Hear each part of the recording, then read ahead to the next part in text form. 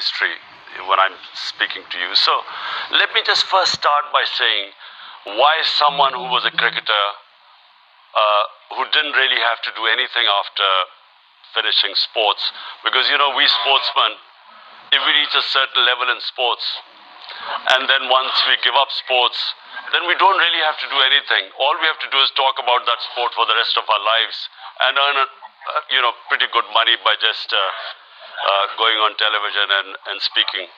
So why did, again, someone like me who had no reason to be in politics, I mean, if someone asked me to take politics as a career, I would shoot myself, because the idea of going and asking for votes from people, someone who doesn't need to, I mean, it never has. I've never understood the idea of being a career politician. So I came into politics for one reason, because having played cricket, seen the world, and then contrasting the system in England, because I used to play professional cricket there, and then seeing Pakistan and most of the developing world, I came to this one conclusion. The reasons why nations fail is only one reason: not having rule of law. And the reasons why countries are prosperous is because they have rule of law. So I call my party Movement for Justice, and I launched this 26 years ago and started really from nothing, no political background. And for most of my first 15 years, people mostly laughed at me, because there were two entrenched parties. We had a two-party system, and I came against both the parties. So, and these two family parties have ruled Pakistan for 30 years. And in this time, corruption has reached the highest point, whereas our economies, Pakistan's economy, which till 1990 was ahead of all the economies in the subcontinent, from 1990 onwards, when these two families took turns to rule Pakistan, we started going down, and we were overtaken by even Bangladesh, which was way behind us. So the reason was simple: we did not have rule of law. And that's why, again, Movement for Justice. And the whole problem, not just with Pakistan, it's with the entire developing world. We have this problem. The ruling elites in our developing world do not want to come under the rule of law. They want a separate law for themselves. So, if you cannot bring the powerful under the rule of law, if the powerful are above law, that's how a country becomes eventually a banana republic.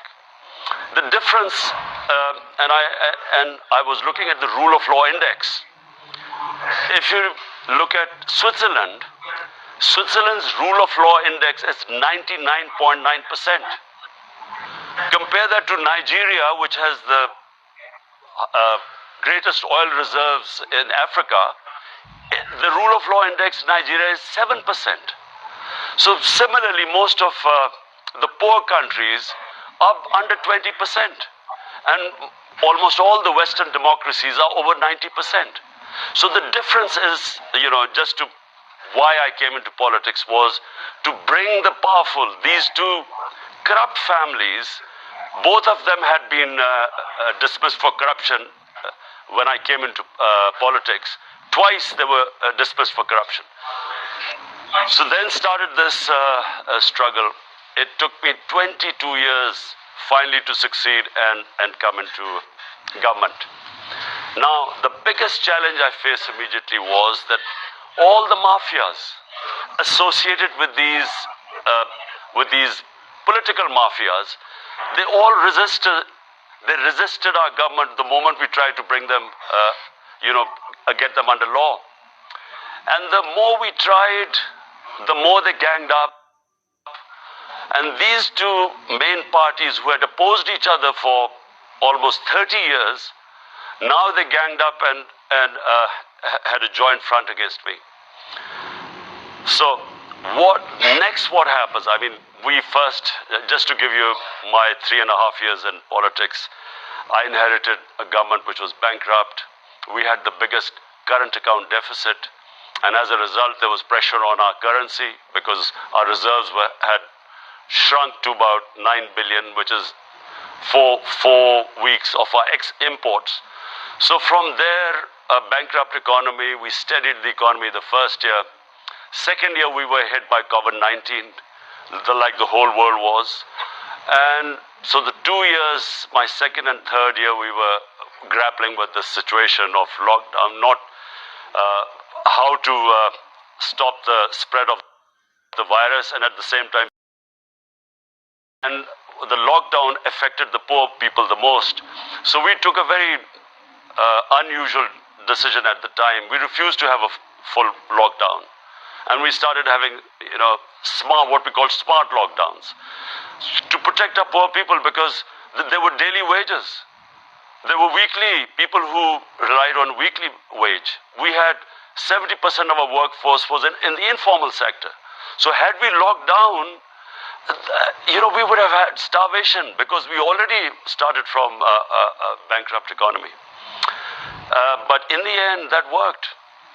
And we saved our population from COVID. We had the lowest death rate in the subcontinent. We saved our economy. And so in our third and fourth year, we grew at 5.7% and 6%, which is in 17 years the highest growth rate. And, we had record exports by managing our economy in this difficult time. We managed to help the farmers. So anyway, the country was poised sort of for a higher growth rate. And this is all in the economic survey of Pakistan, which is published every year. If you have a chance, look at the figures, because the country was actually growing very quickly. We had a problem which the whole world was post-COVID, and that was the commodity super cycle, the energy going up. And then with Ukraine, grappling with this, trying to stop, in UK you're facing exactly the same situation. So at that time, this conspiracy, this conspiracy took place. What was this conspiracy? On 6th of March 22, the Under Secretary of State of the US, he meets the Pakistani ambassador in Washington. And, this is an official meeting. There were note takers on both sides. And he says that, look, there's a vote of no confidence coming. At this time, there was no vote of no confidence against me. And he said, if it succeeds if it doesn't succeed against me, in ousting me, then there will be consequences for Pakistan. But if it succeeds, then all will be forgiven. So this arrogant discourse takes place between the ambassador and this Donald Lu, who was the Under Secretary of State in Washington. I read this cipher. Now imagine, here I read this, that he's telling my ambassador, he's telling my ambassador to get rid of me, the Prime Minister. So, I'm a bit, like anyone would be taken aback. The next day, the vote of no confidence is tabled against me. And suddenly about 20 of our parliamentarians start meeting with the opposition, and then openly there was this horse trading taking place, horse trading, where roughly about $1 million were being dished out to buy our M&As, and so our government falls. But what happens subsequently, what happens? We are replaced by a government where 60% of the cabinet is on bail on corruption cases.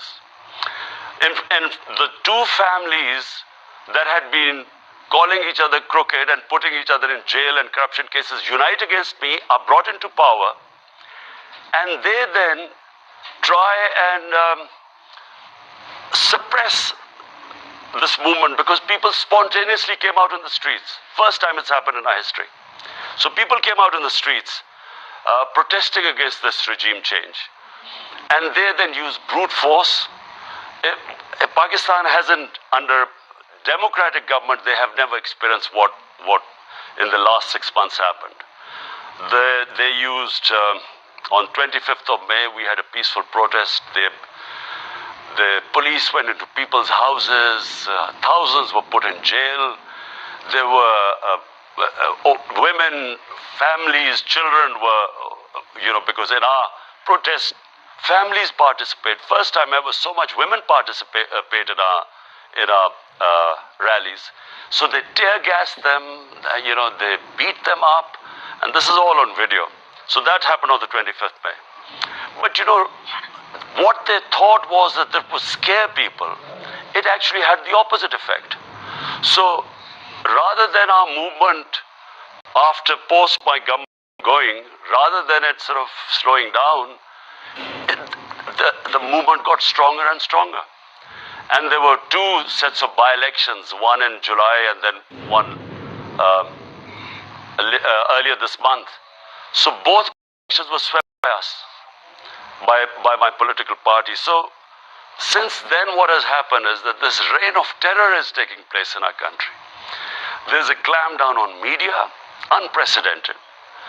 There are cases on me, there are terrorism cases. They came to arrest me on a terrorism case, and the case is that one of my close aides was subjected to custodial torture. He was sexually abused, he was stripped naked. So I gave a statement in a rally, I did a protest rally against it, and I said, the judge that sent him back to remand, in other words, when he was tortured, he was presented in front of a judge. Rather than giving him a bail, the judge actually sent him back to the police station who had tortured him in the first place. So I said we would take legal action against the judge. They slapped terrorism case against me. They came to arrest me. So this sort of thing is going on. That they can't beat us in elections anymore. So the situation right now in Pakistan is this. There's a clampdown on media. Journalists are hounded. One left the country. Two were beaten up. One was put into jail. And then the most tragic thing that has happened, and of all the things it's affected, I'm still affected by it. Because I've announced my protest march today. Just now I've announced it, that we will be doing a huge, and inshallah, in my belief, it will be the biggest ever protest in our history. A journalist of great integrities, one of the most respected investigative journalists, Arshad Sharif. He was constantly writing about this regime change and how this conspiracy took place, and he constantly wrote against it, and these crooks which have taken over, who, by the way, $5 billion of their corruption cases, they came into power, and through a legislation, person-specific legislation in assembly, they are removing themselves from these corruption cases. It's never happened before. So people who were writing against them were subjected to all sorts of victimization. But the most tragic one was Arshad Sharif. First, they threatened him. They went into his house and abused his family and threatened him. And this guy, one of the most courageous, bravest journalist I have ever met, I warned him. I found out that his life was under threat. I warned him. Then a second time when I warned him,